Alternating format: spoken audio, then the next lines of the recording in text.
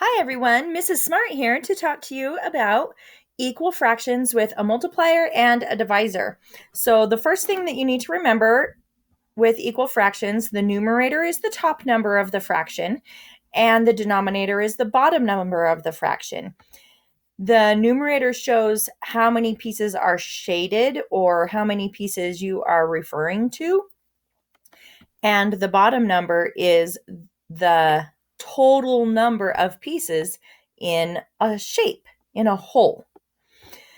So you can see in these two fractions, the yellow fraction has really big pieces. There's two pieces that are really big.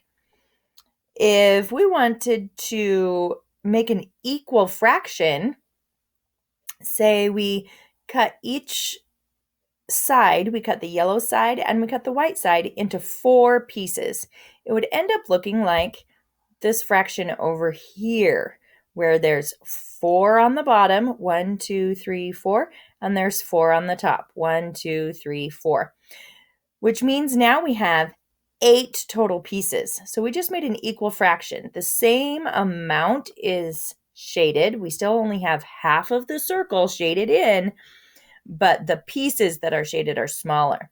So remember what we cut each side into? We cut this side into 4 and this side into 4. That means we used a multiplier of 4. We did 1 times 4, and we have 4 pieces that are shaded. And we did 2 times 4, and that means now we have 8 total pieces. So 4/8 and 1/2 are equal fractions, and we used a multiplier of 4. Now, when you're using a multiplier, you can really use any number you want. You could multiply the numerator and the denominator by 5, or you could multiply the numerator and the denominator by 7, or 2, or 500,000. But you want to be careful when you're choosing your multiplier, because the bigger the multiplier, the smaller the pieces are going to end up. For instance, if we used a multiplier of 50, then that means that in this tiny circle, we would have a total of 50 pieces shaded down here, and there would be altogether 100 pieces. And those are really small and not nice to work with. So when you are choosing a multiplier, make sure you choose a smaller number that's going to be easier to work with. Now, when you're using a divisor with your equal fractions, you need to know this vocabulary word over here, factor.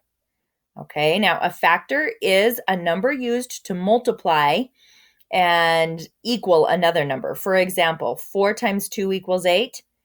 2 is a factor of 8, and 4 is a factor of 8 because they multiply to equal 8.